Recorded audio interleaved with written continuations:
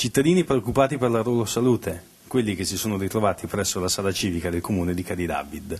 Il tema, purtroppo, è sempre quello, la variante alla statale 12 che sembra non trovare mai inizio. Perché dopo 8 cortei sulle nostre strade, su questa benedetta variante alla statale 12, dopo che abbiamo convocato tutti i parlamentari veronesi e i consiglieri regionali con un mese di anticipo di invito perché venissero a dirci che cosa intendono fare, visto poi che non arriva nessuna notizia in proposito se non un bel no. Allora abbiamo detto, facciamo da soli, ci presentiamo da soli, approfittiamo della nostra unica arma che abbiamo, che è il voto, e ci mettiamo in gara per le prossime elezioni provinciali, certo, non per ambire a chissà che cosa, ma per farci sentire.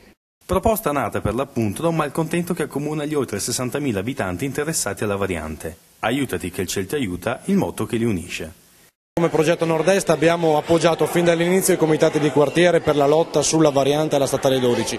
Con 8 manifestazioni noi abbiamo sempre dato il nostro appoggio e anche questa sera siamo qui ad ascoltare le problematiche dei comitati che si battono per il loro territorio. Il progetto Nord-Est è in linea, in piena sintonia con loro. PNE vuole essere un movimento della gente per la gente. Decisi a non arrendersi, i cittadini promettono nuovi blocchi stradali a difesa del loro territorio sempre più ammalato di traffico.